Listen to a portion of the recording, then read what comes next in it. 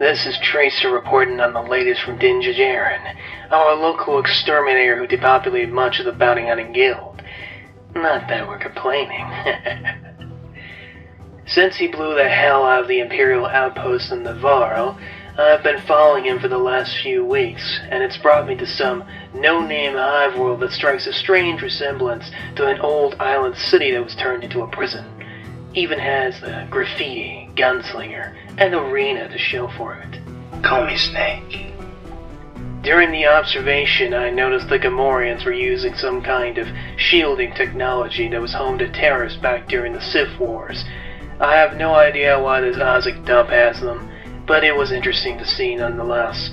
I recommend a further investigation into this.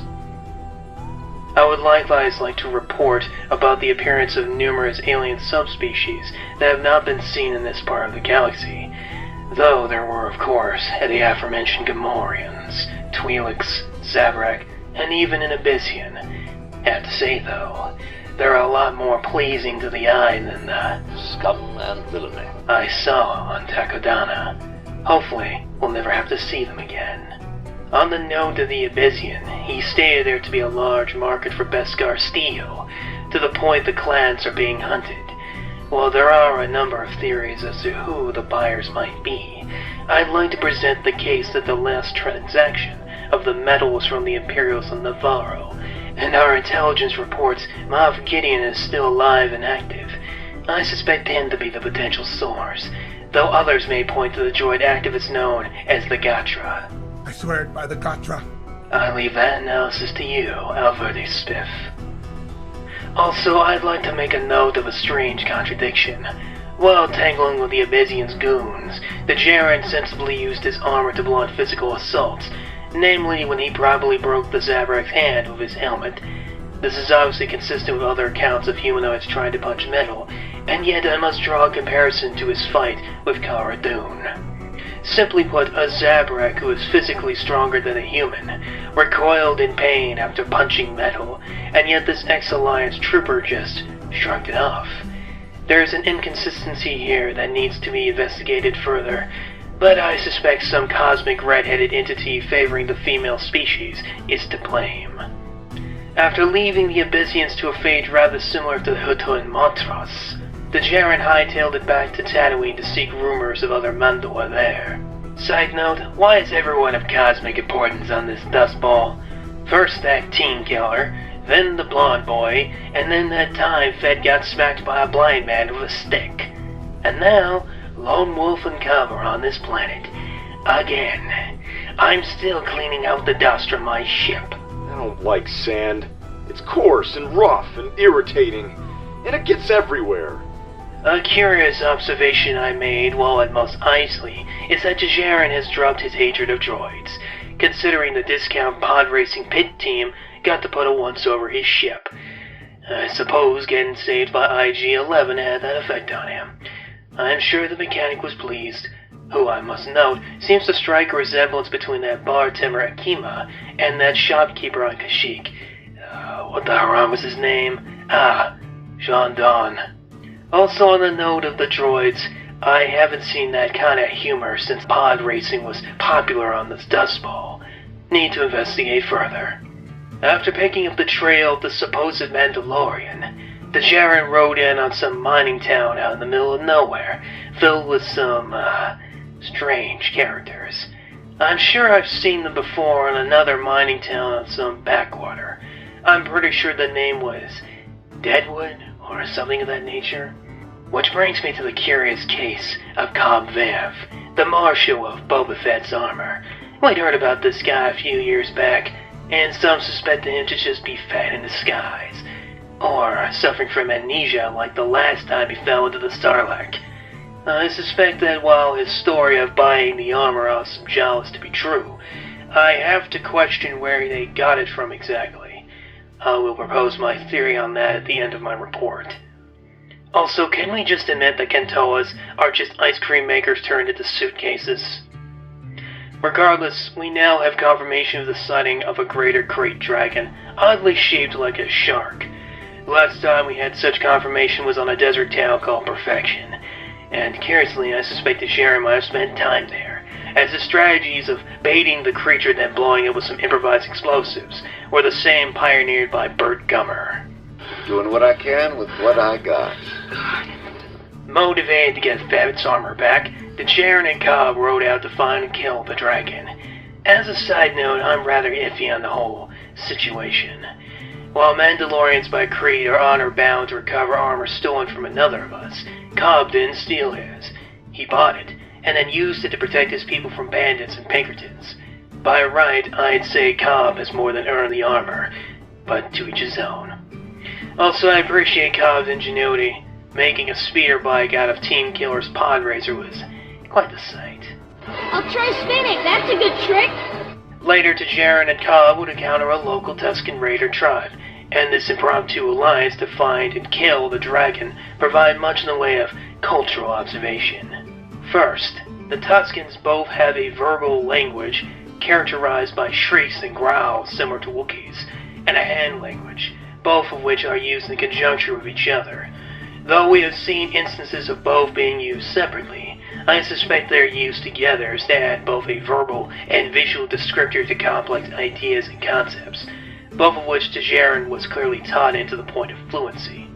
As a side note, I find it odd that non-Tuskens using their language is more acceptable than non-Wookiees learning Shiruk. People these days. What did you expect? You gotta remember that these are just simple farmers. You know, morons. Second, these Tuskens are able to communicate with their massive hounds using the same verbal language, which Jaren used to sate and befriend them. I'm curious then if the hounds had developed an ability to understand Tusken, or perhaps have their own language that is understandable. Third, the Tuskens compared to the ones I heard stories about prior to Geonosis seems to have mellowed out, become amicable to outsiders. They showed a willingness to work with the miners who had stolen their water and killed their people before. Compare this to the case of Shmi Skywalker, who was kidnapped and tortured by the Tuskens as a kind of blood ritual for their children. Either this was a purely individualistic tribe tradition, thus this particular tribe was friendly, or getting slaughtered by a Jedi taught them a few lessons. Fourth, the Tuskens not only have the ability to produce highly accurate and reliable firearms, but also complex machines such as literal ballistas. The use of such weapons and the understanding of how to make them illustrates the possibility of a far more advanced, albeit secretive side to the Tuskens, as we have very little information about their overall society. A comparison could be made to the Fremen of planet Arrakis from the so-called known galaxy, with their underground cities situated around hidden water caches and bearing advanced techniques unknown to the Carino Empire. This is part of the weirding way that we will teach you. We will kill until no Harkonnen breathes Arrakeen air. Such observations prompt further investigation. Anyhow, the Tuskens and miners put aside their differences like any usual story of settlers and natives, and ended up killing the Krayt Dragon by suicide bombing a cripping bantha.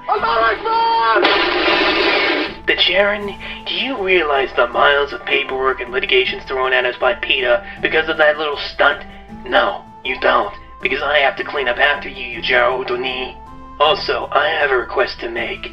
Multiple civilians have inquired about how exactly we steer our jetpacks, considering they seem to only provide upward thrust, and they simply won't leave me alone. How about you don't miss, okay? Morons!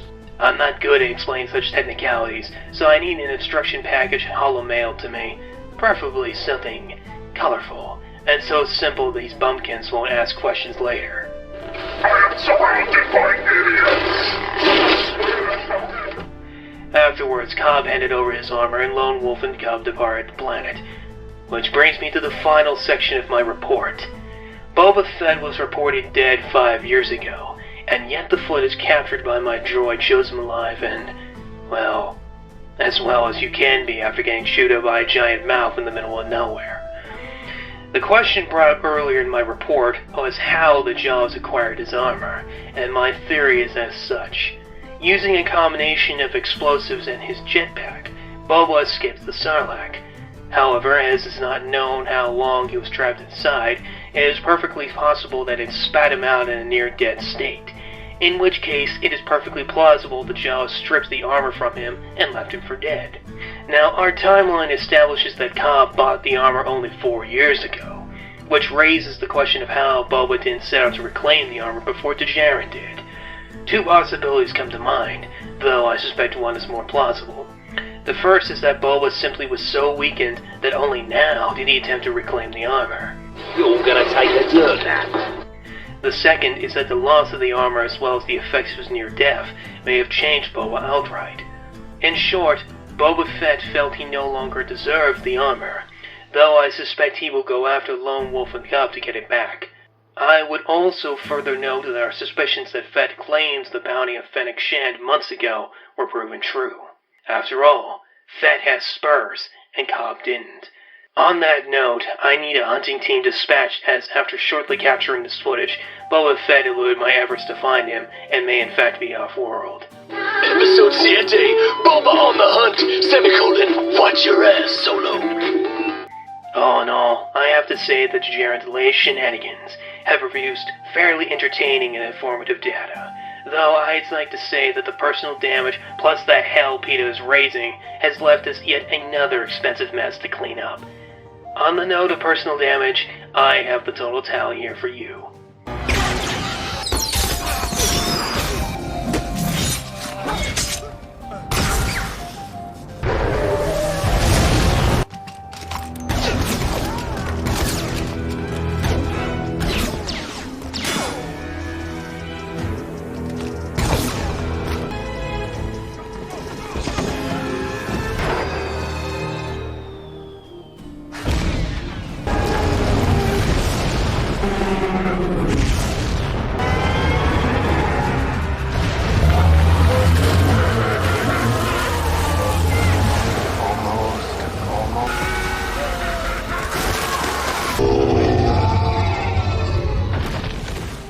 Hopefully that pearl the Tuskens fished out of the dragon should compensate for the damage.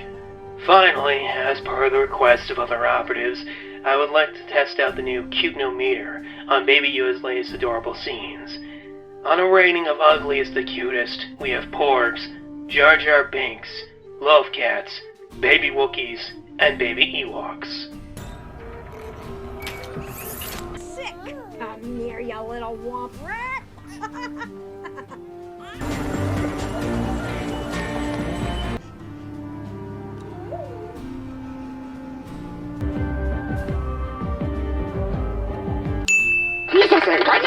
For this instance, we rank Baby Yoda at Jar Jar Binks. He's certainly cute, and does have a few moments, but he doesn't hit the highs of the previous year. With that finished, I conclude my report and submit it for your examination. Retesukon mil vod. Out.